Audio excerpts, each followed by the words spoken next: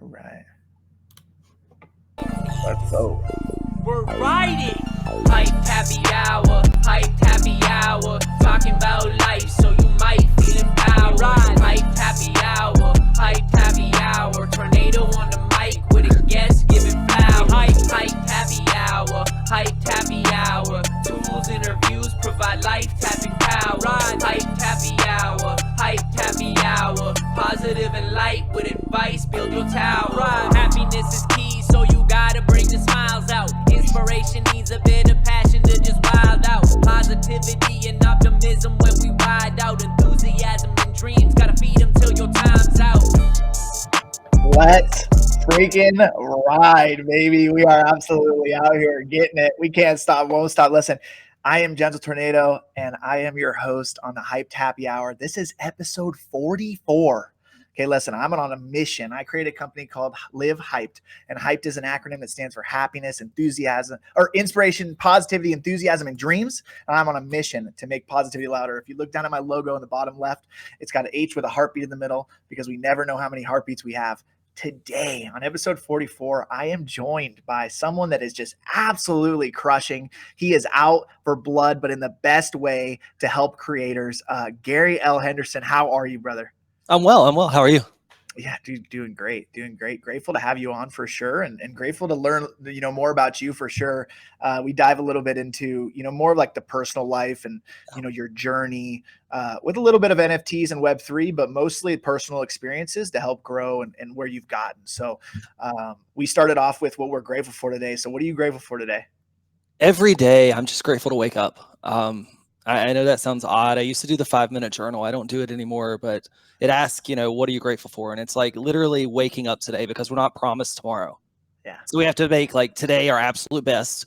Yeah. And when I wake up in the morning and I open my eyes and I usually look at my phone and it's within about 10 minutes of 4 a.m. my time.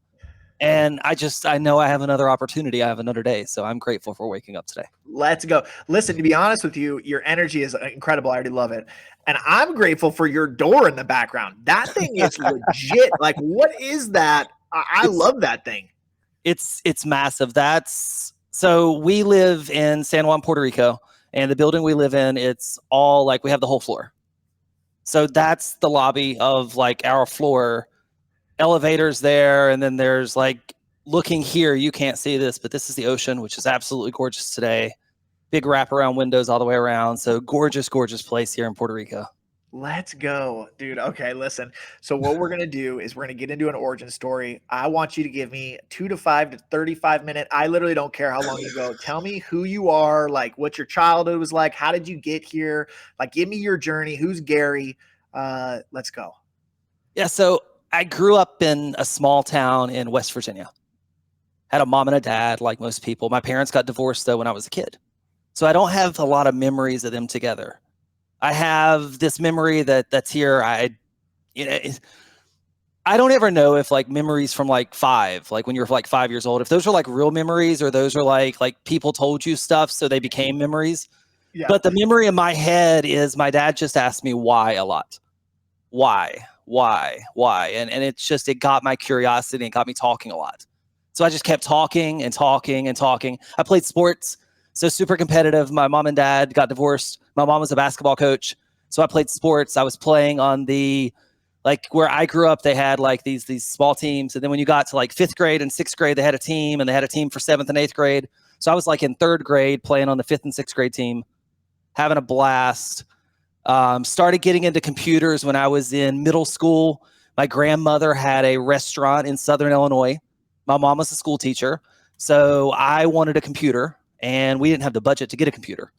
So my grandmother had a restaurant. We were spending the summer there, and my grandmother and my mom and we all talked and said, if I work for the summer, like I was in like 7th grade, if I work for the summer, then saved up my money and paid for half of my computer, I could get a computer. So I worked all summer long. I bussed tables, I cooked, I cleaned, I waited on tables. I did all this work all summer long, and I saved up enough money and I got my first computer.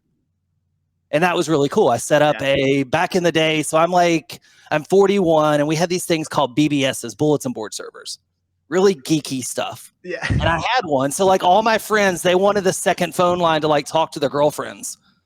I wanted a second phone line so my modem wouldn't get kicked off the internet whenever I was like talking to my friends in the bulletin boards, like typing to my friends. And I was different. So I'd go play basketball, and then I would come in and set up my computer and just pound away and go play basketball and pound away at the computer again. We moved, my mom and I did, when I was a senior in high school. We moved to Myrtle Beach, South Carolina. So I spent about, 20 years of my life there. Graduated high school there, went to college there, dropped out of college there, started a business there, started another business there, was very active in the community, all these things. Went through a divorce there, dealt with a bunch of personal shit there. And then in 2019, my current wife and I decided to come on vacation. And we came down to Puerto Rico on vacation. And we spent literally, like, if you see the white, like that white thing behind me, right there's a hotel. We spent the night there, our very first night in Puerto Rico, and we weren't moving. And we stayed a week, and then we stayed another week. And then we decided to get an Airbnb, and we stayed for 3 months. And then we decided to get a 18-month lease, and then we renewed our 18-month lease. So we kind of fell in love with the environment and the people and the fact that like we just went on a walk a few minutes ago, and my wife was talking about it, and she said, I love how you can get on anything and ride it. Like, she gets on her rollerblades and rides down the street. Yeah. There was people on like mini bikes riding down the street. There's golf carts riding down the street. There's skateboards and one wheels and bicycles, and it doesn't matter. And if you want to grab a beer, if that's your thing, and walk down the street, you can do it, and nobody bothers you. And it's just it's a different way of life. Yeah. So that got us to here. Dude, that's epic. So love rollerblading. That was incredible. So Myrtle Beach, like, it wasn't that hard to leave? That would be crazy after 20 years, but you just went for it. I love it. Well, I'd lived there for a while.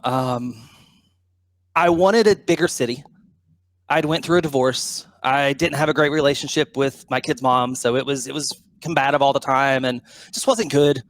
I needed to get out of the environment. My current wife, Peyton, and I, we had an apartment in Durham, North Carolina, so we went back and forth a lot, but we kind of both wanted a different environment. We started to get into a custody battle and all this stuff again, and just decided like I could either spend my life fighting or find peace and happiness, which I talked to some mentors and some friends, and they kind of told me, they said, when you have kids, we do our best, but we also have to teach our kids by showing our kids what happiness looks like.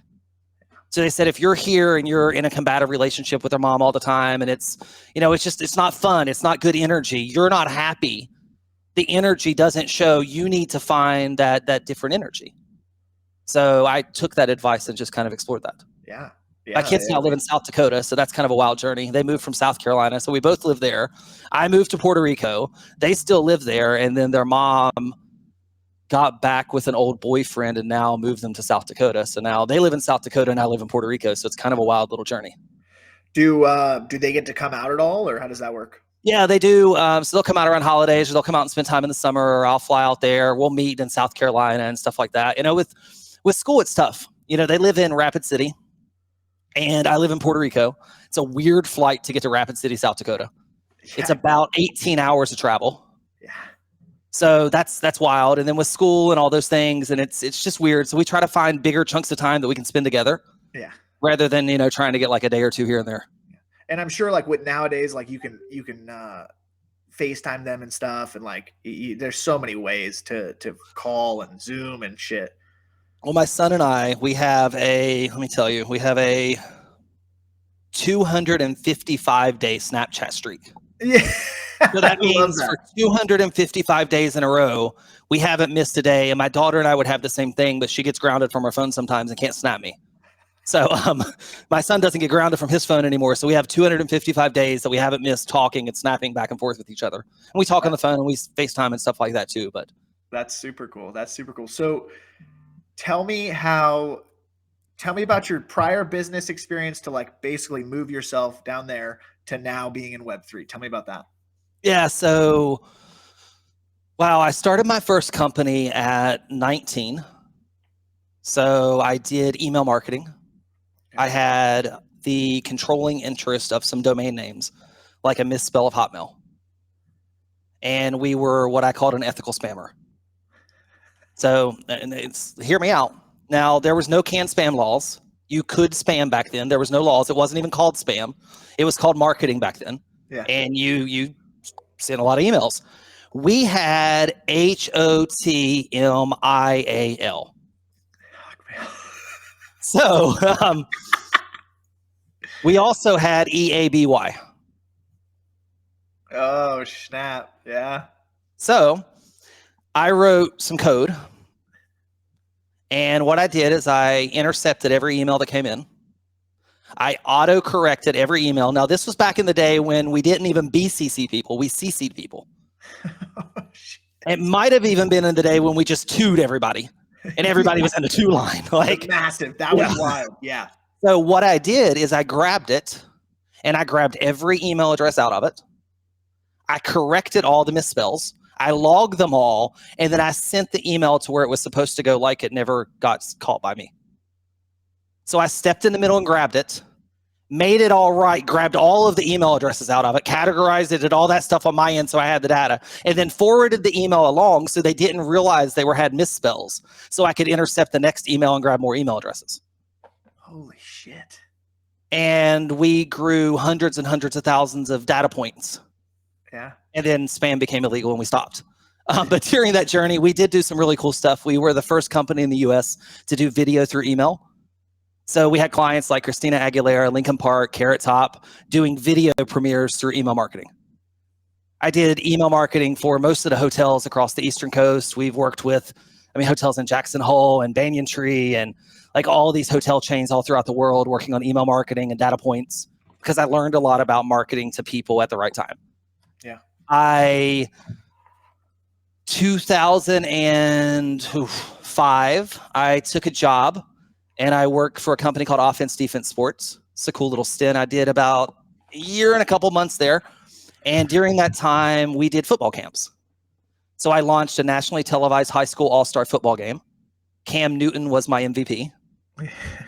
Other players that were there like Des Bryant, Golden Tate. So a lot of the guys that are in the NFL were there. They played with me. I got it nationally televised on ESPN. It was really epic. So I built out a football camp elite ascension model to grow kids into NFL stars. Yeah. I was recruited to go work for a local agency. I lasted about 18 months there.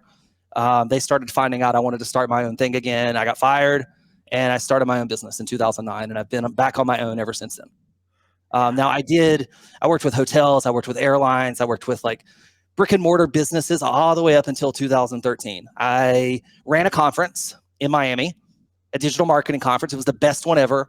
And have you ever seen on like ESPN whenever, when the sports announcers say the funny things that if you just hear it, it sounds very perverted, but it's not perverted, but it is because you just hear it like they're bringing up the rear or they're doing this or they're doing that. Have you ever heard that? Yeah. Well, so my production team, they used to work for one of the Not the News shows. So they thought it would be really funny to take our conference and edit out about a 4-minute promo clip of all the funny shit that marketers say that sounded really weird and off color. Yeah. It was really funny. And about half of the audience loved it and the other half of the audience thought it was shit. So I was like, damn, this sucks. That's my personality.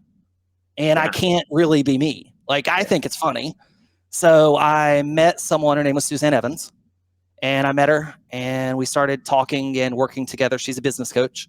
And I went to her event in 2013 actually. She had 1,000, mostly female, in Orlando.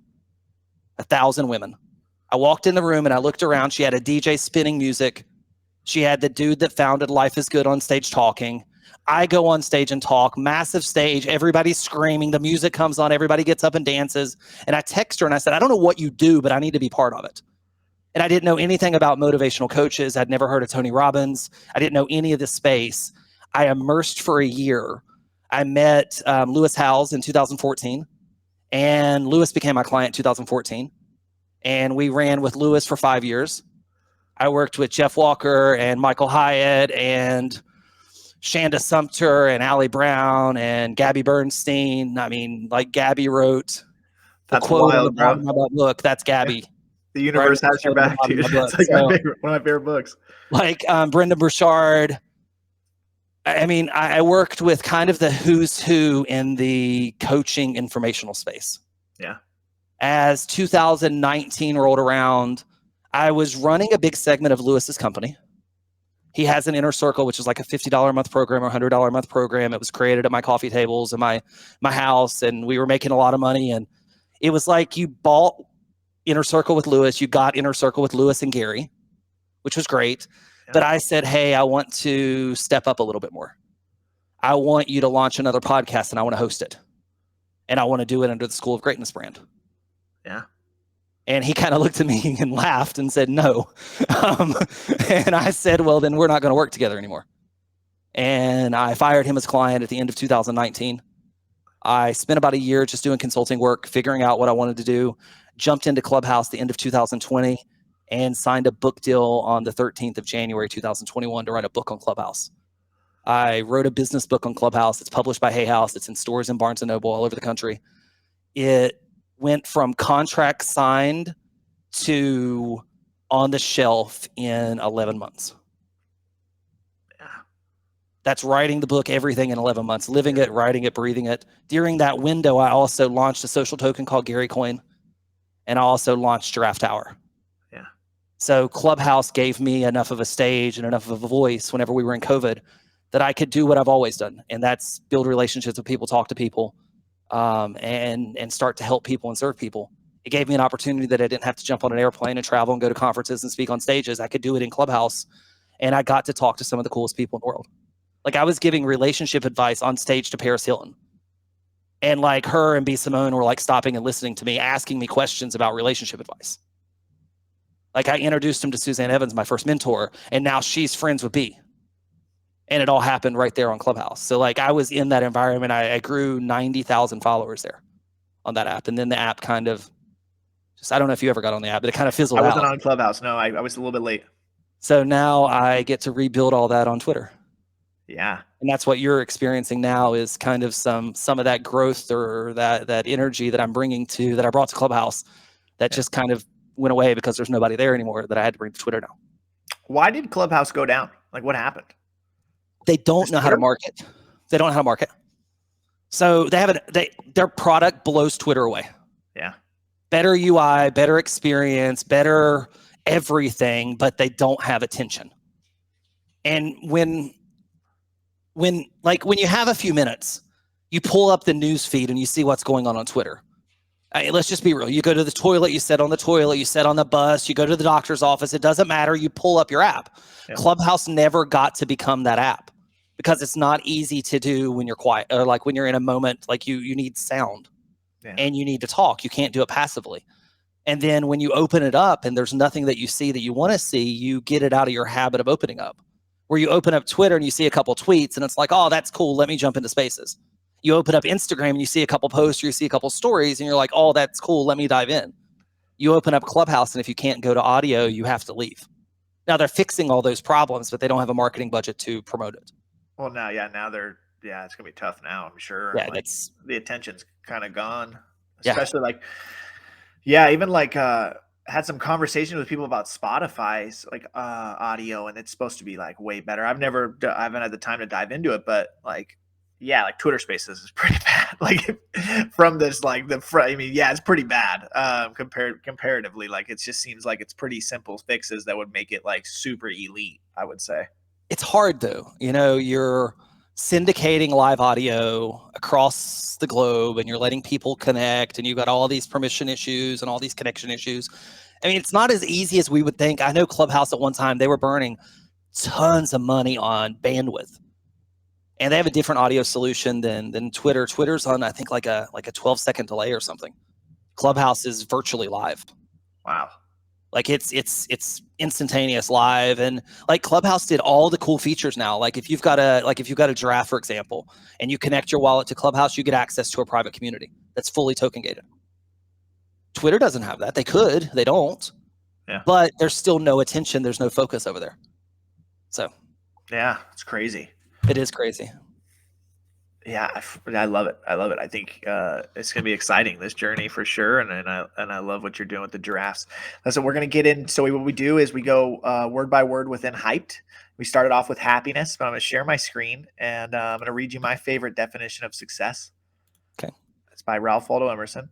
So it says, to laugh often and much, to win the respect of intelligent people and the affection of children, to earn the appreciation of honest critics and endure the betrayal of false friends, to appreciate beauty, to find the best in others, to leave the world a bit better, whether by a healthy child, a garden patch, or redeemed social condition, to know even one life has breathed easier because you have lived. This is to have succeeded. Have you ever heard that? I have heard that, but I don't recall where I heard that or when I heard that. But as I was listening to it, I heard multiple points of that I recalled. Yeah. What do you? How do you feel about it? I think success is different for every person. I think success changes with time. I think what's success today might not be success tomorrow or wasn't success yesterday. Yeah, I agree with that for sure.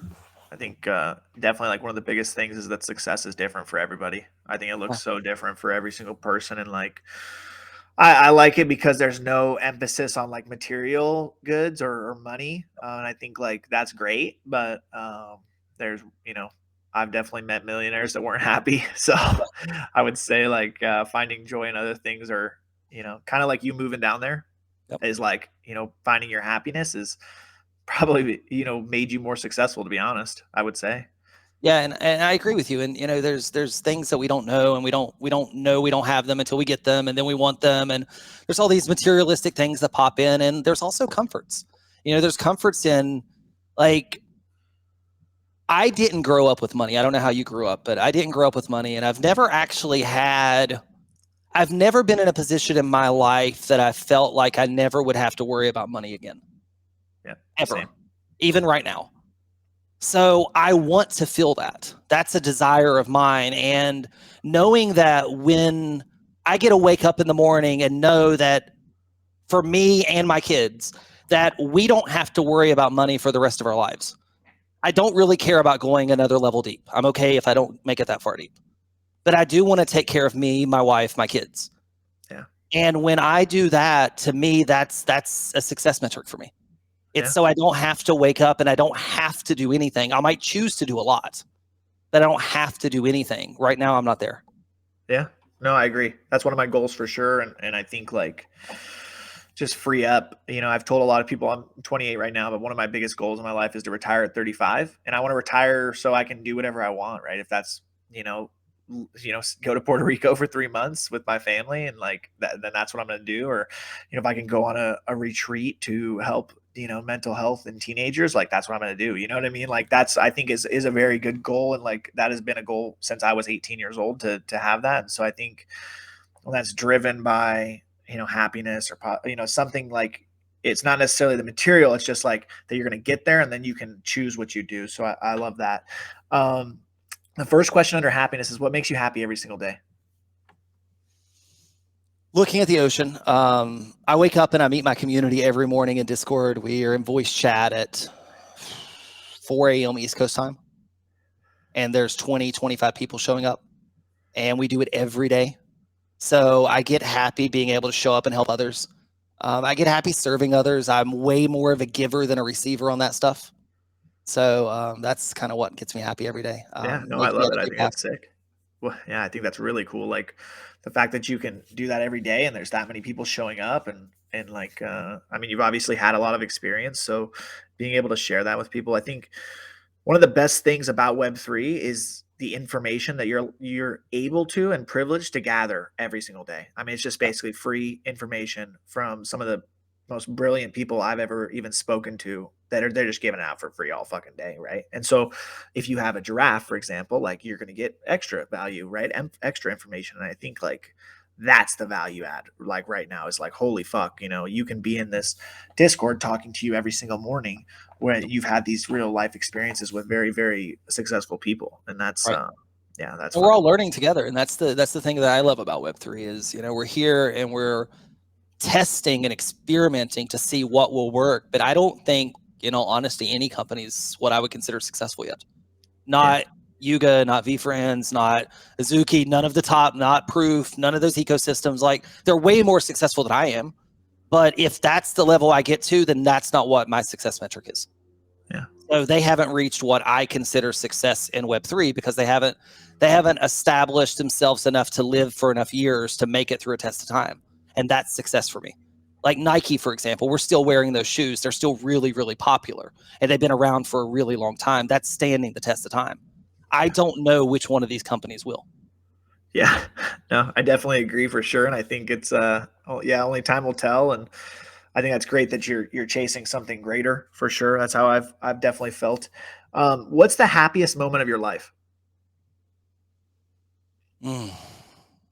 Happiest moment of my life. That's a tough one. So many great moments. First moment that came to my mind was when my son was born. First kid. That's the, like, when you said that, I was like, first thing came to my mind. You probably saw me. I'm looking at the ocean. I looked over there and I'm like, what's going to fly by? And it was like my son, C-section, being born, because it was a weird moment for us. Yeah. Because he was supposed to be born a day before, and my wife at the time, she messed up and ate a snack that morning, and it was a C-section, so they wouldn't deliver the kid. Oh, shit. Because she had a bite of oatmeal and had a peppermint. And they refused to do the surgery because there was a no food rule, and they were afraid she'd aspirate. So they sent her home, and he got born a day late. That's wild. So, and it was all planned that he was going to be born that day. So that was probably like, that's the, out of all the stuff that flew by, that was like the one that stuck out the quickest. That's awesome. How old is your son now? He's 15. Wow. Oh my gosh. That's crazy, dude. Almost. Yeah. That's wild. Middle of high school. That's intense. Yeah. He's texting me today and he's like, what are you doing? And I said, well, I'm out for a walk. And then I've got an interview with a guy live stream. And I said, what are you doing? He said, oh, I'm going to a girl's house and going to the gym. He's like, oh, okay. I love that. I love that for sure. What are some communities that you like in Web3 that is not the giraffes that you may be involved in, or you've had you're bullish on? I've explored a ton. So I minted a mutant. So I was part of the Bored Ape Yacht Club ecosystem until last month. So I did sell that at a local top. I bought a gutter cat, sold that. I bought Sappy Seals a couple times, but I never found what felt like home to me. And I think it's because I was building so much of what I was building. And I started to buy all these. I didn't buy them before I started to create. So right now, I don't go in any communities at all. I'm not active in any other ecosystems. I own a couple projects, but I don't go anywhere. We have 40 communities that work inside of the ecosystem that we build. So I'm really active trying to figure out, like, how do we help all of these 40 communities grow their own unique audiences and their own unique ecosystems and serve them at the pace that they're at and all these things. So my time is just completely stretched. I would love to find and I don't even know how this is formed, but I would love to find a super high level builders group, but of the Pawns, the Wobbs, the Franks, the people like that are moving a ton more energy. I think I could learn a lot from them. They're in a place today doing stuff that we haven't done yet. Yeah. So I'd like to get to that group, but at the same point in time, I wouldn't be invited because if you look at our metrics and stuff, we're not there yet. So they would look at me like, and they're like, we're friendly, but it's I'm not at that caliber to get into that room. So, and I don't know who would build the group that would get me in the room, but all the other groups that I look at, and it's no disrespect, but I don't want to surround myself with my peers. I want to surround myself with people that are a few steps ahead of me so I can strive to be there with them. Yeah. And I don't see a lot of collectives that are a couple steps ahead yet. No, I see financially ahead, and I see like little pieces ahead. But like when we share, like when I share the tech that we're building and all this stuff, it's all like what we get back is like, whoa, that's wild. Tell me how you're building. For years, I was in masterminds with like Jeff Walker and Suzanne Evans and Kevin Nations paying thousands of dollars. And I was the one that was doing the teaching and I paid for networking. I paid $60,000 a year to network and pick up clients, and that's not the space that I'm in these days. So when I go give my time, I'm looking for super, super high level. Like, I want to know how they're doing this piece, and I want to have those types of conversations. Yeah, no, for sure. And I think like that's a super strong tactic to be able to surround yourself with those types of people. I think like the alpha that I tell people, like, yeah, I've had some good views on some of my episodes, maybe 5,000 here and there, and I've done almost 50,000 views. But to me, that literally means nothing, because the type of conversations and the information that I'm learning and the off-camera conversations that I'm able to have with these types of people, right? Like I've had Frank on, I've had Pons on, I've had, I've had a very big names in the space, right? And so like, that's the value. Like, I don't give a fuck. I don't care if I ever get paid. The relationship now that I have with those people, the knowledge that I've gained, that's the grab. And so I love that you said that, because that's kind of been my tactic this whole time doing this podcast, was like infiltrate and learn from the best, so that when I'm ready, like I'll be there and I'll be alongside, and then growing to where I want to be. Exactly. And I think it's great. I think that it's, you've got to figure out in every group where you're at, like groups that I'd love to be in. I'm a UNC Tar Heels fan. So if there was like a fan club group for the Tar Heels, I'd be in there in a heartbeat. I'd mint whatever they wanted to mint. Like, I'm just not looking to for another, I don't want another profile photo. I'm a giraffe for life. Yeah, for sure. So I don't and if I buy it, I feel weird, because it's like, well, do I buy it and then sell it? Because there's just certain collections that they just do this. Yeah. And I love them. And I mean, Sappy Seals, they can't bust 1.5. Yeah. And you're honestly an idiot financially if you hold it above that point. But I believe in WOB and I like WOB. So if I bought a seal, I'd just never sell it. Yeah. And it would be cool to buy it and own it. And I've done that many times. But at the level that we're growing to now, it's kind of like, well, I just buy a seal and hold it. But at the same point in time, I want somebody else to have that seal and wear it and do epic stuff with it and build a big brand with it. Yeah. I think I got super big value out of Metaverse HQ when I first got started. They're an alpha server. I bought their token. I paid like an ETH.5 for it. ETH was like $3,000. It was expensive. And I went in their voice chat and I listened for 8 to 10 hours a day. And all they were doing was dropping alpha all day long. And they were minting together and they were moving energy together. I got into Anonymize with them, a bunch of big projects with them.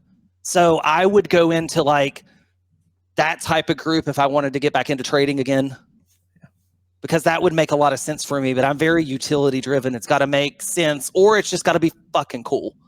And if it's just cool, I want it because it's cool. Yeah. If I was going to I'll tell you, if I was going to go up to NFT NYC or one of the events, I would probably buy the tokens for the parties that I wanted to attend just to go to the parties. Yeah. Not for any other reason, but I want to go to the parties. And that's where everybody's going to be. So I need to get the token to get there. Yeah, that's true. Are you going to any events or no? No, we ran an event down here last year. We're building a lot. I mean, I'm just busy and I know that I need to get to some of those events. Yeah. But I don't think there's a ton of people going to the official NFT NYC stuff anymore. I think that most of the people that I know, they pulled back from some of that. I'm doing a ton digitally. So I think there needs to be more metaverse type events or, Zoom types events or meetups, where people can kind of get together and start networking and stuff. I think that I think there's a really good spot for open Zoom happy hours for people who want to see faces and put 15, 20, 50 people together and connect. Yeah. I don't think that anybody's doing that. And I think that that's missed. It's cool to go to spaces and listen, but you put 12 on stage and you put everybody else in the audience, where if you put everybody on a Zoom, then they all get together and they see faces and they make funny faces at each other and they laugh and they unmute and they share stories. We get to connect different. So I think there's a lot of room for that that's just not created yet. Yeah, and that's a different level of connection, right? That's why I've been so vocal about, being forward facing with my face and doing my videos, because it's having been in sales for the last 9 years, I know that connection is different with someone that is genuine, right? If I'm not full of shit, that I'm going to have a super genuine connection with people. And to be honest, last year when I went to the events, I went to NFT NYC and I went to VCon, so shocked that people knew who I was, and like instant connection, right? Like you've got energy though. Like when you come off the mic, like I was talking about you this morning and I did it, and the mic completely, I said, when he comes off the mic, he's like, let's go. And I screamed real loud, and the gain like completely went away. Nobody heard me, but I screamed real loud at like 5 a.m. in my apartment, just telling everyone how much energy you have. Yeah. I appreciate that. No. And I shot a pair of AirPods. I fucking destroyed them, dude. Like this was like probably 6 months ago, and they didn't have warranty. And so, but like I bought another pair, and I haven't fucked them up yet, but I got 2-year warranty. So if anything happens, yeah, dude, I get pretty crazy. And the best ones are when they're on command. When like someone's like, GT, like just come through right now. And it's like, all right, dude, like give me a second. Like I got to get in the zone, and it's just let it rip.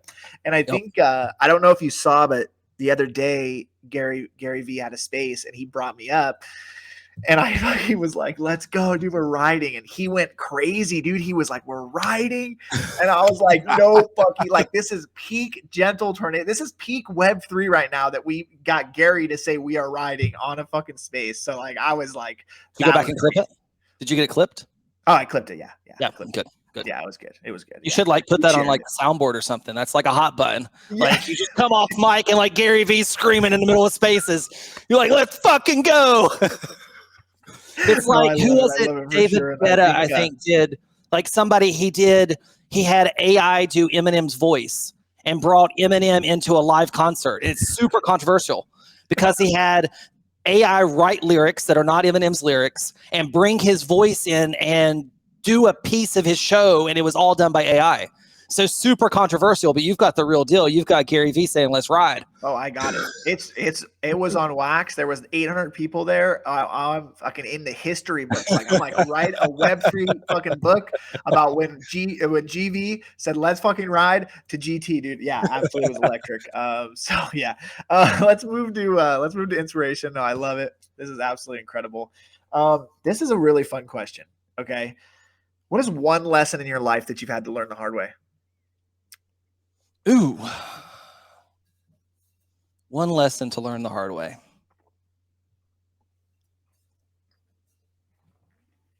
I think it's probably a lesson. I talk about this a lot. There's a book here. It's Austin Kleon. And chapter 6, I don't know if you've read this book. It's still like an artist. It's really, really good. Okay. It's a really easy read, but chapter 6 is do good work and share it with people.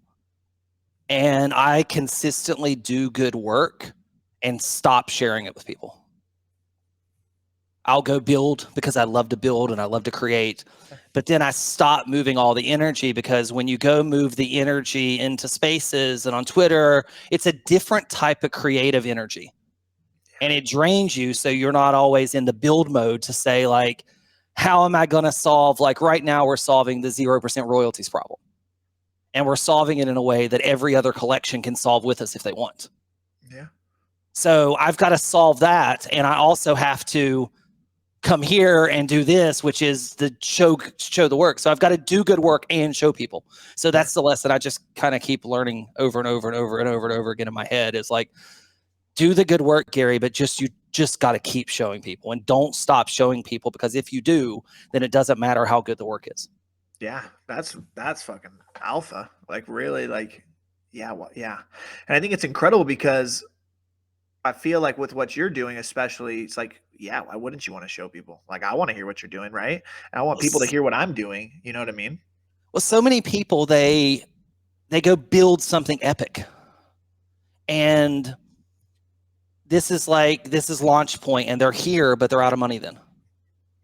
Or they're here and it's epic and it's great. Like we were talking about Clubhouse. It's epic. It's better technology than Twitter Spaces, but nobody's there. They have no attention. Yeah. So what they're not doing is they're not showing people their good work. But if they would actually do, and let's, for no disrespect, let's take Frank, because Frank likes to show people the work before he does the work. Yeah. To gods. He's a hype guy, right? Yeah. And he likes to tell you all the things that's going to happen. And then eventually most of them will happen. Some of them do and some of them don't, but he's a hype guy. So he likes to show the good work before it's done. I think you need a happy medium in the middle. You need to do the good work and show it, but you've got to balance that. I think like honestly, what like Gary Vee did with Bird Island last week, what Pons announced with his version of burning and recreating on other platforms. Yep. I think those are solidified enough good work that it's time to start showing people. Yeah. You know, Gary Vee's really close to launching Bird Island. Everybody was kind of pissy because he's been quiet for months. Yeah. But now he's ready, and now it's like, hey, I went and did all this stuff. Let me show you. And that's why I didn't mint my VFriend 1, because at the last hour, he was finding devs on Twitter to finish the contract. So I didn't mint it because he was trying to show all the good work before it was done.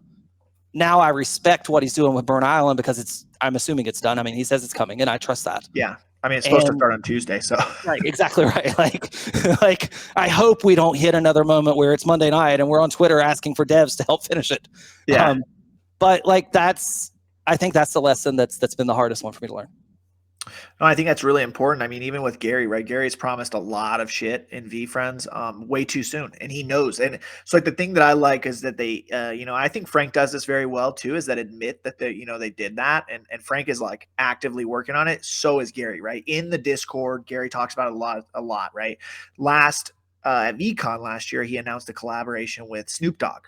Well, he probably shouldn't, because like they've been super fucked. As Snoop Dogg did an album, he's like basically like, and Snoop Dogg will not launch anything until it's completely like perfect. So they've had so many delays, right? And that hinders the community. And so I think like especially with this burn whatever the fuck island thing, yep. Like I think it's going to be really sick. And he's building the tech. He's building a lot of stuff, right? But yep. He has learned because the community was super vocal about that. We were like, listen, we don't want shit unless it's close or about to be done. Like I don't either. Like, I don't fucking care. I know you're going to do good shit.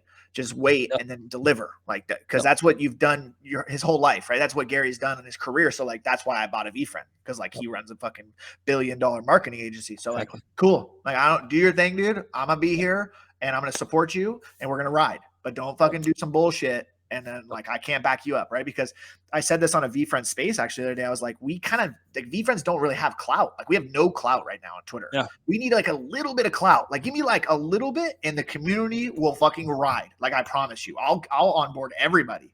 But if I don't have that, like I'm not going to do anything. It's tough though. So Apple, they did these things called headphones. And they were white. Do you know that they waited 6 months to release the iPod because they didn't have white headphones? No way. Yeah, you can do the research on this. Do you know why they did that? Because their Apple's white? Or no, because you were going to have your iPod in your pocket and nobody was going to know it was an Apple device. But the moment you had on white headphones, everybody knew white headphones were Apple. So you had status when that happened. Yeah. Holy shit. Your white headphones gave you status, and they had the iPods done, but they delayed shipping because they didn't have enough white headphones and they weren't willing to ship. So the VFriends problem that exists in Web3 is not enough normies care about VFriends. Yeah. Time will hopefully get us there. And there's no status symbol to flex your VFriend right now. There's no white headphones. Yeah. It's okay. You've got a VFriends. Cool. Where's my other VFriends at? Now, I hope like one thing that we do, we have the only, and this would be badass and you should recommend it to Gary Vee with his new tech. He could probably do it. We have the only tokenized Twitter list that exists on Twitter. So when you own a giraffe, your content is automatically blockchain confirmed, syndicated into our Twitter list. And when you sell your giraffe, you're removed from our Twitter list. It happens automatically. So now we're growing. We have 250 some members on that list, but 400 and some people following that list. Now imagine when there's 50,000 people following that list, which Gary Vee could easily get. Oh yeah. And now imagine when you get a VFriend and you connect your wallet to his new protocol, that your content appears in that list. Now you want audience, you want Gary Vee's audience that he's been grooming, but grab a VFriend and your content is in front of that audience. So that would be a flex, right? Yeah. You're following the list. My shit's in the list. You want me to retweet you because I can put you in there if I retweet you. Yeah. You need a flex.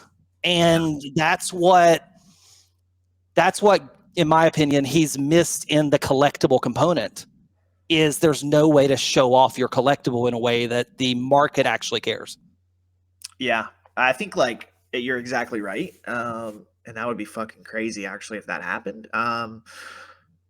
The V-friend, like the people that ride or die with Gary that own the assets, I would say like at least 80% probably do care, right? But you're right on the market, and that's what fucking matters. And the crazy part is I think he'll learn it, right? He will, but that's what Gary always preaches is the market, right? The market. It don't matter what you do if the market doesn't care. It literally means nothing. And so I think and hope that he'll get there, and I'm sure. I mean, he fucking onboarded so many people. I mean, when he first came into the space, he still is. You know, they do so much. I think like people don't know that he does so much content based around it. So I think that's bullish. Like I like that. So I think it'll just take time. You know what I mean? And I'm dedicated to waiting. But I think that's what we're going to get. We're going to get ecosystems. We're going to get the VFriends ecosystem that's going to live here. And I think he's going to create season 3 of VFriends and season 4 and season 5. And there's going to be a whole VFriends ecosystem. And I think that probably 90% of his audience, right now it's probably 20%, but I think maybe 90% of his audience will end up being an exclusive VFriends holder. They won't leave the ecosystem. They'll just stay in the VFriends ecosystem. And then you'll have the Yuga holders. You'll have very small segments that start to explore other ecosystems. It's kind of like Nike people don't go to Adidas. They just keep buying Nike. Yeah. And they know Adidas exists, and that's fine, but they're just going to buy Nike. Or a Tar Heels fan isn't going to say, shit, Duke's got a better season this year. Let me go cheer for Duke. Yeah. We're just going to stay at the Tar Heels. I think that's where we're going to go in Web3. I think these ecosystems are going to tighten up a little bit. And I think there's going to be less crossover, more collabs, less crossover. And I think that like I could see some really cool in maybe season 3, season 4 of VFriends, some really cool collabs with other projects that he brings in. Yep. You know, other partners or VFriends community members where he starts to roll out collectibles for them.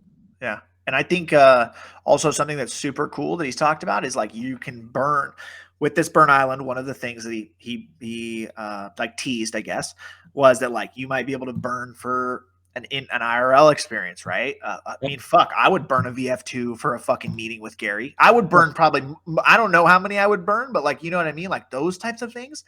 That's going to drive hype, right? It's like, oh shit, you guys know that Gary's doing this, right? Because like a lot of people in the space don't give a fuck. They don't care what VFriends is doing. They just whatever. But if he creates this noise and then Gentle T or another influencer, right, that's bigger than me is like, yo, I burned this and I got to hang out with Gary all day. You know what I mean? Like then you're like exactly what you were saying, where, you know, if he had that list, then that creates the hype where it's like, oh shit, like people are seriously now start watching. Yeah, and then that may become like a mint pass, right? Like if I own a season 1, I get the drops of each of the new seasons. So I don't have to go mint them. I don't have to buy them. I may have to click a button and claim them, pay the gas, whatever. But I'm not having to go buy every new season that comes out. Yeah.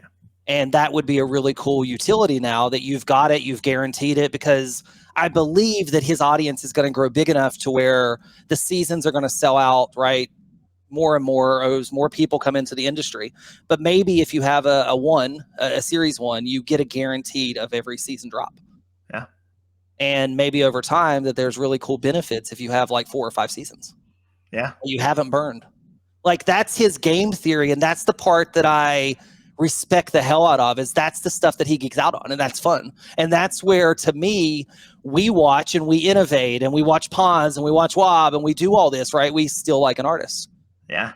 Look, it's still like an artist. That's awesome. It's all we're doing is we're just stealing like an artist. We're saying, okay, what happened here? How does it work? Like, I don't know if you heard what Pons is doing, but it's wild. He's burning 2 frogs.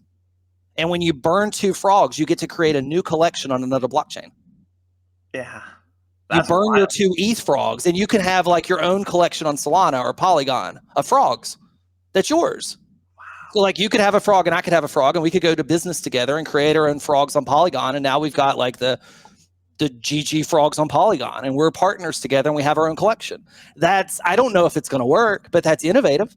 Yeah. And that's a test, and that's an experiment that I'm really glad he's doing, because if it works, maybe other people will do it.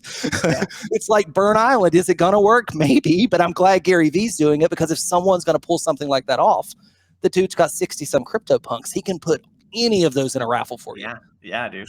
Yeah, for sure. And listen, I'm a fucking degen, so exactly right. Let me burn. You know what I mean? It's fun. Right. You want something to do with it. It's like, it looks pretty, but it doesn't do anything. What can I do with it? Oh, you can burn it? Fucking let's ride. That's literally how I felt. He's like, we're burning. I was like, I'll put everything in. Let's go. Let's go. I've been waiting for this. All right, listen. What do you love about Web3 that inspires you to do it every day? The freedom of the unbanked. So we have a large team. We're about 19 people. Yeah, shit. And the mass majority of our team is in Lagos, Nigeria. Okay. And when you get into African countries, there's big parts of the world that are just unbanked. You can't get a bank. You can't withdraw from the banks. You can't do this. Yeah. There's success metrics of kids that's like, go to school for 5 days a week and you get a weekend off. Well, that teaches us to be obedient workers when we get to be adults. Yeah.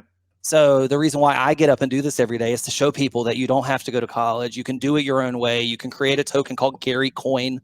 You can, we've sold over $500,000 on the secondary worth of giraffe. That's just crazy. Like, it's giraffe. Like I text my mentor the very first time I sold giraffe and I said, I just made a lot of money selling giraffe. And she said, is it legal? And I said, yeah, they're NFTs. She said, they're not real giraffe. And I said, no. She said, perfect. She had no clue what they were. Like, she thought I was selling real giraffe. Like, we've got friends that almost got in trouble for selling like some kind of nut you can't sell in the US. And it was weird and odd. And so it wouldn't have caught her off guard if I was selling something that was maybe like borderline, like, you know, like a pet salesman now. If there's a market for giraffe, like maybe Gary would have went there. I don't know, but it was NFTs. But that's still wild to me. I'd never sold 10,000 of any one thing. And I sold 10,000 giraffe. And then to have like people trade that. So I wake up every day and I'm inspired to show other people they can do the same damn thing I can do. Yeah, no, I love that. And if I can do it, then you sure as shit can. Like, I mean, come on. No, I appreciate that. I think the best part for me there was that the fact that someone thought you might be selling giraffes is something that I would have done. So I feel like we just have that connection. I was like, that's admirable that you're that big of a hustler, that someone thought you might be selling actual giraffes. And I mean, fuck, who knows? If they becomes legal, I don't know, man. I fucking like giraffes, so I just want to. I do too, but I mean, maybe like if Disney needs giraffe and I can broker the deal, I mean, let's just go. They're gonna treat them nice. They're gonna wander around really nice at Disney. So maybe that's a great opportunity. I don't know. Okay, the next question is: so you've kind of already talked about some mentors, but do you have maybe one person or two people that have been like the most inspirational leader in your life? Or someone you looked up to? Yeah, I mean, my mom a lot taught me like she went back and got her master's degree when I was in middle school. Single mom, back to get her master's degree while I was in middle school as a teacher. Like, taught me that like you just don't stop, you don't give up, you go until the job's done. Professional mentor Suzanne Evans taught me the simplest thing in the world that I never knew. Is she said everybody needs a package. I didn't have a package. And she said, we need a package to sell. People like to buy things that are easy. So she taught me to sell easy things. She taught me most of what I know about selling. Yeah. And then Kevin Nations is a mentor of mine. And Kevin taught me that I deserve excellence. I didn't know that. Yeah. But in 2015, I flew out to Hawaii and I met with Kevin and 50 or so other entrepreneurs. And we had a great time. I bought a Rolex while I was there. It was amazing. But he said that we deserve to treat ourselves like excellence because we won't get excellence if we don't treat ourselves with excellence. Yeah. And I mean, I grew up in a single wide trailer in Southern West Virginia. That wasn't excellence. Yeah. Like, there's nothing excellence about that. Yeah. And I started treating myself differently. So those are those three that I would That's share. Awesome. No, I love that. I absolutely love that, dude. I'm really interested to see your answer on this. What is your favorite inspirational movie?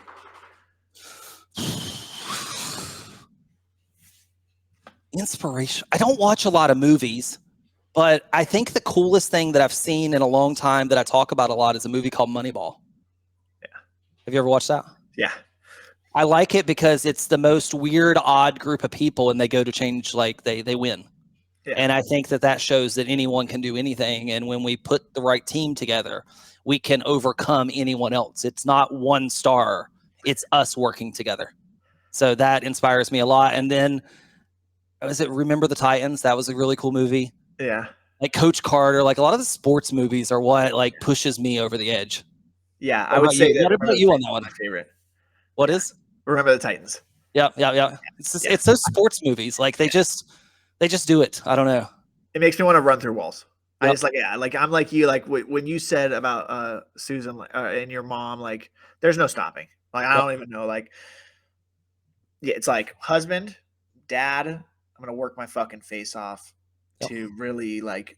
I think that different people have different gifts, and like obviously I have energy, and I want to give that to fucking the world in like a massive way. Like I just think like I'm gonna do it, and I'm so fucking excited about it. And like you said, like I think Web3 is it, man. Like you can do whatever the fuck you want here, and like I don't even have that big of a following. I could have for sure already done a bunch of things, right? And so I'm on a mission to do something else. But like yeah, like that's the opportunity. That's like really I've been here for 2 years, but like let's say like a year and a half of like really going hard, and it's like in a year and a half like I could have had opportunities that would have changed my life. And it's like you started a collection, right? Like it's just fucking crazy. Like it's so awesome. And I think I talked about on my spaces this morning, but we were talking about I just hit 300 today.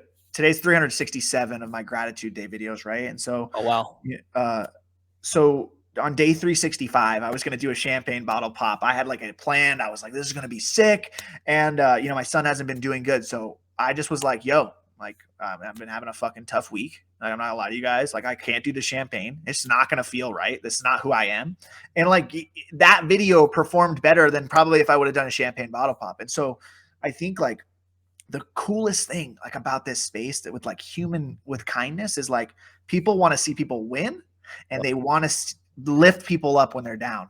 And so it's like that's so beautiful to be able to have that in like such a personal level with people that we haven't even fucking met. And it's like that to me is unstoppable. Yeah, they want to see people that are authentic. They want to see real. That's what we crave. And if I can't say that if you would have popped a champagne bottle, it would have done better or worse. But what I can say is if you would have popped a champagne bottle that day, it would have done much worse. But if you would have woke up that day and it was the day to pop the champagne bottle because you were crushing it and you were high on energy, and you would have showed up and tried to talk about your son wasn't doing so well, that wouldn't have seemed authentic. So what they crave is authenticity and realness. And that's what most people are scared to give. It was one of the last clients that I worked with, and I called this lady out and she got mad at me because she posted on Facebook that she crushed her morning. And she wrote 5 things that she crushed that morning. And she emailed me about 2 minutes before a scheduled call and canceled the call and told me she had had the worst morning in the world and gave me all of this, like all of the shit that went wrong that morning. And I wrote her back and I sent her a screenshot. And I said, we're not going to rebook our call because one of these 2 things is not accurate. I could have handled either one of them, but I'm not willing to give you my time because you lied to one of us.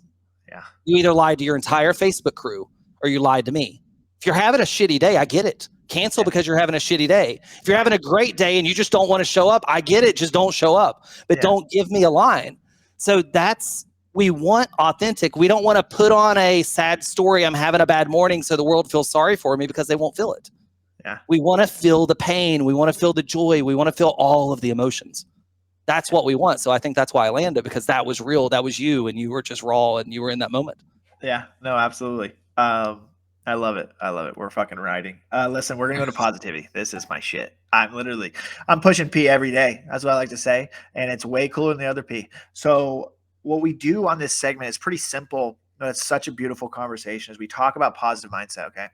And positive mindset, just in the most basic form, is focusing on the goods in any situation.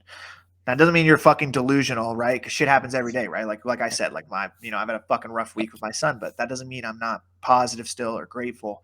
So how has positivity, and having a positive mindset in your life, like help mold you into where you're at now? I am so like positive and abundance mindset. Like I'm way over here on that. So much that if you're not that, I just can't be near you too much.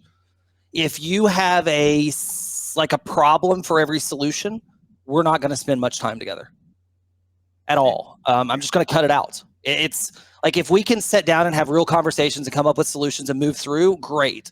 But if it's always a complaint, It's always an issue. It's always a criticism. It's always a critique. There's never positive anything. I cut those people out of my life completely. Yeah.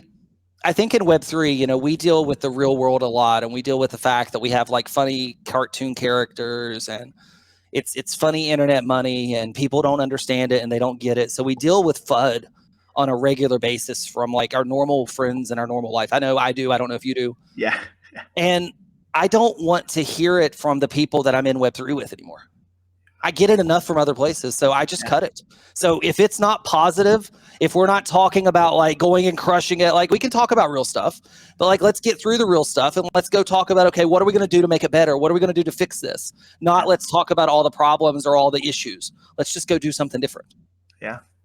No, I love that. I love that too. And I've had to cut people out of my life for sure. And especially, it's been difficult. Like my place is to like go in. I feel like my place is to go into enemy territory and make positivity louder. Right. And so in my real life, right, like I have to super limit the fucking negativity, like to a point where like people in my family in the past years I've had to limit, because it's like, listen, I can't sit here and listen to you complain when there are people that don't have clean fucking water. Like I just literally, I don't even know how to look at you right now because your Starbucks was wrong. There, I don't know. Like I just listen, I don't fucking know, but like I just can't. And so no, I resonate with that a lot because it's hard. Yep. It's hard to cut people out, but it's so much better, right? It's so much fucking better. And yeah, like you can't you only have bring so everybody much up all the times. You only have so much space for so many like really close, intimate relationships. Yeah. It's like I made a pretty controversial post the other day, and I had messaged a couple of friends on Facebook, and I said, hey, it would mean the world to me if you grab a giraffe. And many of them just didn't respond. And I said, look, if we're friends and you write me back and say, hey, I'm not into that, that's not my thing, I'll respect your decision. Yeah. I don't know that we need to stay that connected because I'm not really on Facebook other than like to maybe connect with a couple family members. So if we were like business associates and I moved to a new place, then we separated. Yeah. And that's really cool. And if you don't support where I'm going, I'm okay with that. But we don't need to stay connected. Yep. We need to move on, and I need to give space for other people. Yeah. And, people get pissed about that. I don't know if you ever knew Dave Hollis, but he passed away last week. Oh, shit. I didn't Rachel know Hollis and Dave Hollis. I didn't know him personally either. I met him several times on like Clubhouse and talked to him a lot. But I was reading an article about him passing away. And one of the things they mentioned was back in 2021, he said, if you don't buy my book, unfollow me. And they were like trashing him for that. But at the same point in time, like if Dave's showing up every day, pouring his heart and soul into his Instagram, and he was going live every morning and like all this stuff, like, and you're following him and you can't pull $20 out of your wallet and do that, like maybe you should unfollow him. Maybe you're not spending your time the best position if you can't pull out and support. Like, I know that sounds weird and I know that sounds odd and not everybody will unfollow. And obviously he can't click their buttons for them. But I think the message is when you get value from someone, you have to show up for that person. Yeah. You have to support that person. And, that's kind of where my head's at. So if you're not moving in those directions with me, then I'll just probably cut you out of what I'm doing. Like, I want you to win. There's just not enough room at my table for you. Yeah. Yeah. No, I think, I think you find out the real ones for sure. Like, I know it's different and I know it's controversial and I know that that's not everybody, but I also know that at the end of the day, there's only so many people I can ride with. And if you're not riding the way we're riding, then go find your own way. We're going to go over here and do this. Like, I think, what is it? DJ Khaled, he says you can either win with us or you can watch us win. We're going to win. You can go win too. Yeah. But we're going to win no matter what. Yeah, for sure. And I think like, especially in friendships, there's a lot of times, right? And even in my life where like you're giving so much more and they're not doing shit. And so it's like, that's where you have to be like, yeah, listen, like I can't, like, I love you, but I can't keep doing this. Right. And so that's the tough thing. I've had to cut, family members out. Like, I'm just like, yo, like, wow, I don't know what the fuck. Like, just because you're sending my kids presents, like for their birthday, you don't need to do that. Cause we don't fucking talk. So like, I'm like, this doesn't make sense. Like, I don't live my life like this. So just because you're blood, like I love you, but like, you know what I mean? I'd rather go hang out with someone else that really gives a fuck about my life, what I'm doing. And so I did resonate with that for sure. Definitely controversial, but I mean, Yeah, you can hop on the train or like, I don't know. We're going to the fucking moon of positivity. So like, I want everybody here. That's right. And if somebody's just going to be negative all the time, then that's going to pull your energy down. It's going to ruin everybody else's vibe around you. And to me, as a creator, I have a responsibility to control that energy and move that energy in the right direction. Like if you're the positivity guy and I show up at your positivity event and everybody's sitting there talking about how bad the cookies were and how cold the coffee was and how hot it is in the thing and how bad the music sucks, man, I'm not going to feel hyped up when you come out on stage. Yeah, it's not going to land. And if you've got to cut 5 or 10 of those people out just so you can bring in some people that'll hype everybody up, everybody's going to have a better experience. Yeah, no, for sure. I agree with that. For sure. What do you think the biggest for the future? Let's think about the future right now. What do you think the top 3, or give me one, like a super positive benefit that Web3 can bring to the world? Connection. We will bond over something that's universal. And we can bond no matter what language it is, no matter where we are in the world, no matter what time zone it is, because we all have a centralized mission and we want it to win. Yeah. So when you're a giraffe, I don't care where you live in the world, when giraffe do cool stuff, you win with giraffe. And we have holders all over the world, just like VFriends, right? Like even if you don't make it to VCon, you're still proud because your community had a hell of a conference. And it's been talked about across the industry as one of the best Web3 events. Yeah. So you're proud to own that. You're proud to be part of that because it did something good. And that connection is what I think is the greatest thing that's going to come in the future, is we're going to connect people that would have never connected, you and I. Yeah. I don't know where in the world you and I would have met, but now we're connected, right? Yeah. So I think we're going to have connection that's never existed any time in the world before. Yeah.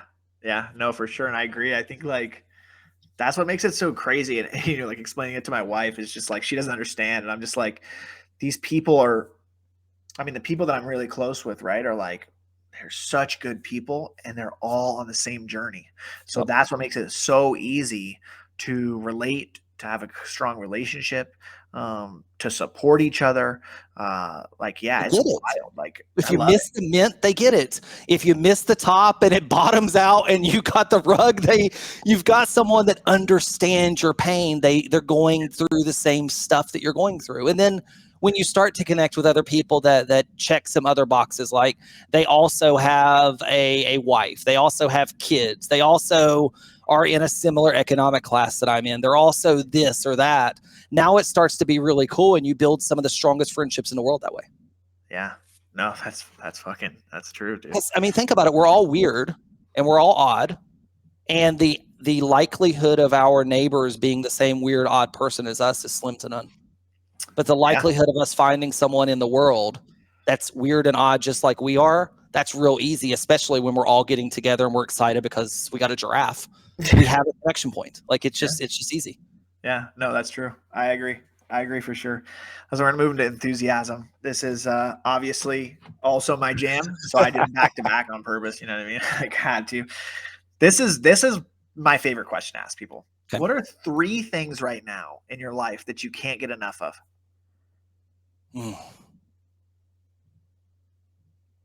3 things that I can't get enough of.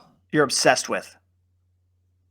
Learning everything I can about gamification right now. Learning, all 3 of my things are going to be learning. Learning everything I can about scaling intimacy right now. And learning everything I can about how Web3 actually works. Like just the other day, and I guess at my core I knew this, but I didn't know this, but on Ethereum, you don't own your NFT. You own a reference in a contract that says your wallet is assigned a token that exists in this contract, but there's never a token that moves to your wallet. I didn't know that. Yeah.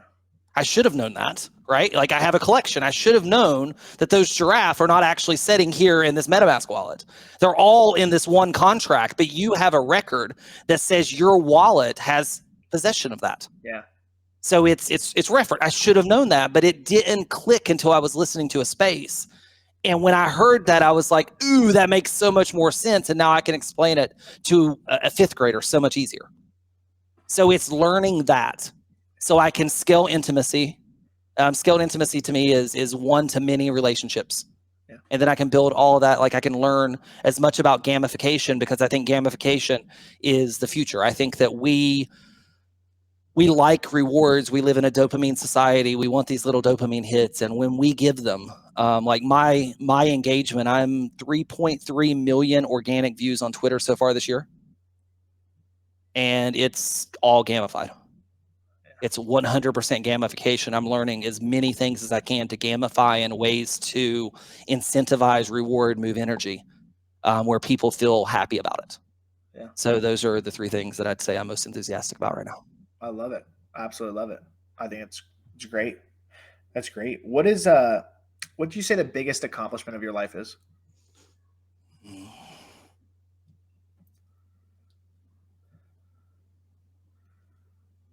Probably making it as long as I've made it without having to work for anybody else. I've worked for people my entire life, maybe 3 years. And that's the goal for me to help everyone else be able to figure out, is not to have to go trade their time for somebody else, to be able to, if they choose, to build whatever they want to build and monetize it every way they want. So I think the biggest accomplishment is that I work for myself. I have people buying Giraffe every day, and I have people that are actually wanting a coin called Gary Coin. And that's just wild to me. When I worked with Lewis, so I had worked with big companies before, and everybody knew who all my clients were. Like I'd mention the name and they're like, oh yeah, I've heard of them. And when I started working with the personality brands, nobody knew them. So when I go to my agency friends, they say, who are you working with? Who's your clients, right? Like the normal flex of like, here's our Rolodex. Oh yeah, I work with Lewis Howes and Michael Hyatt and Dr. Axe and Gabby Bernstein. You work with who? Never heard of those people. And in my world, I thought Lewis was like the biggest deal. I thought like T. Harv Eker, biggest deals. Like I thought all these names were the biggest deals. And what I realized, I didn't realize how big the world was. So I realized that the world is actually so much bigger. So my biggest accomplishment is we have Gary Coin, and it's there and people want it. And it's called Gary Coin, and it's accepted. And we have Giraffe, and people want to be a giraffe, and they desire to buy them, and they want to show up, and they keep showing up. So what that tells me is what I'm building is working. And to date, I think that's, other than I'm still here on the earth, and that's a pretty damn good accomplishment, because I've got friends that didn't make it as long as I lived. So that's really cool. Like I'm still here breathing, and there's people that are not. Yeah. That's a really good accomplishment. But professionally, I think it's the fact that I was able to launch Gary Coin and launch Giraffe, and they're still here and they're moving in a time where that's just not, like, that's kind of wild. Yeah, that is cool. That's a sick accomplishment for sure. And I think like the fact that people care, like you said, like that's huge. The fact that people care and want it. What's your most exciting moment in Web3 been so far?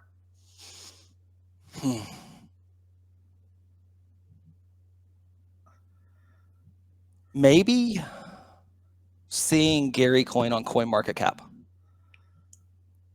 When I launched the token, I launched it on a private side chain called Rally.io, and they're a creator token platform.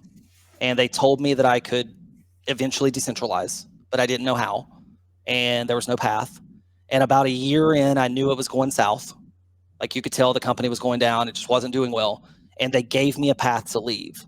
And when I left, I had no clue what we were doing, but we built. And now, we have 40 tokens under us. But getting like Gary Coin accepted when we applied to CoinMarketCap, because it's an application process and you got to submit all the documentation, and getting listed there, like we're in the top 30% of all tokens. They track 22,000 tokens. We're in like the top 6,000. And that was really cool. Like being able to open up like Coinbase and see my coin there. Like that's just like, it says Gary. And that's my biggest, like in personal branding, that's my biggest goal, is that people know my name. One day I was on Clubhouse, and it was me.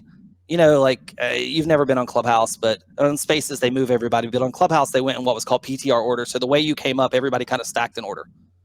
So I came up before Gary Vee, and Gary Vee came up after me. And the stage was going in what we called PTR order, which is kind of top to bottom. So they said, we've got two Garys on stage. Let's go to Gary Henderson first.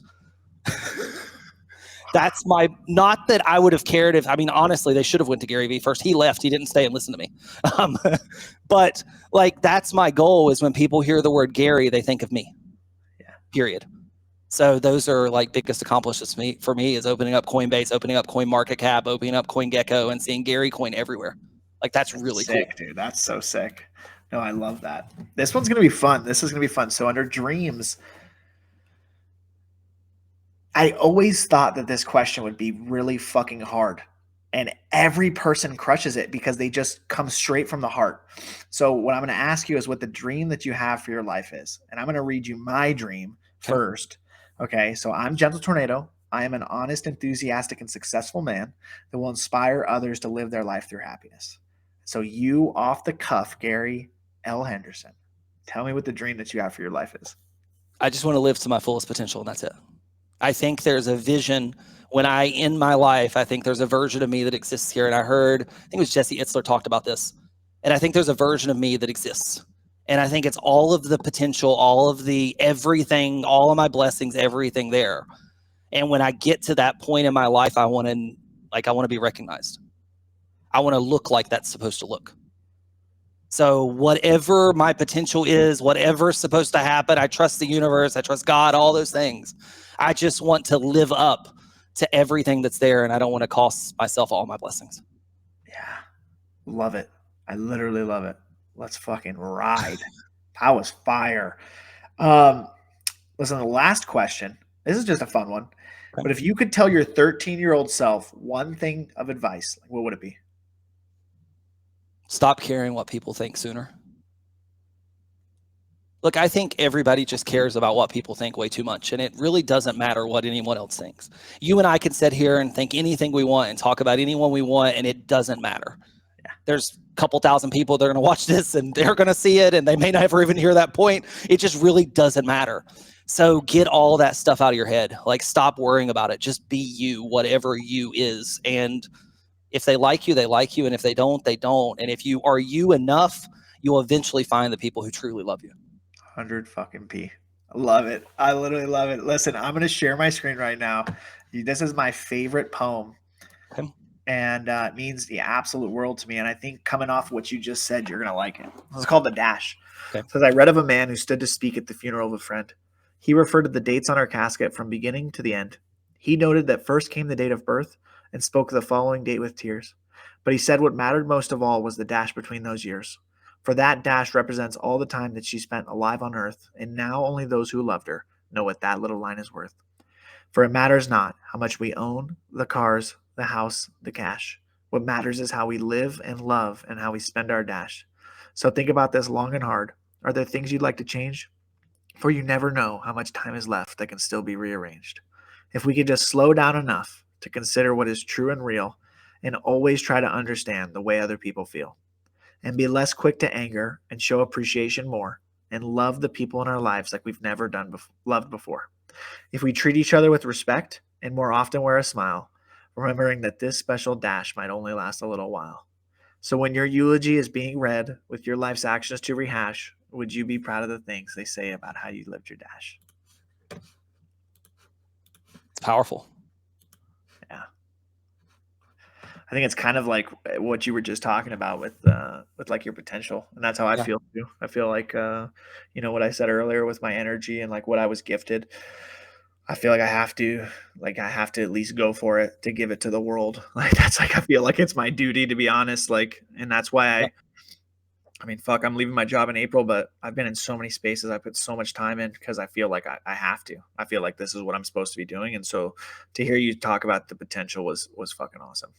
Yeah. And it's, if you don't, and this is the part with me, like, and people that don't have that, or they haven't figured that out and they don't know what their magic is yet. Like, I didn't figure out, I did $2.5 million a year doing Facebook ads for influencers and helping them like make money. I monetized, and actually my value was in the information I gave them. They valued me in the tactics that we did.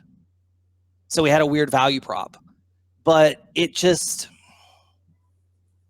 when I came into Web3, when I started building Gary Club, when I started building Gary Coin, when I started innovating, I've got like This here is an award, which you won't see, but I'm a platinum partner at HubSpot. So HubSpot's a software company. I was their rookie agency of the year. I set records inside of their team as a partner, an agency partner. And now I'm building my version of that. Yeah. I'm being creative. It's my canvas. And I come up with ideas like, we get people that come to our Twitter spaces and don't listen to our spaces. So let's do reaction snapshots at certain points in time and airdrop based on that. So we're building tech around it. Hey, we have royalties that go away. What do we do about that? Oh, let's create an activation fee, because the way OpenSea is treating royalties, the seller gets to choose if they put royalties on or not. So I'm going to treat royalties like a tip on the way out the door, just the same way as you would your roulette dealer. If you made money and you're happy and you want to tip me, pay royalties. If you're not, then go on. I'm going to charge an activation fee on the front if you want my utility. If you don't, just own the NFT and just keep trading. I don't care.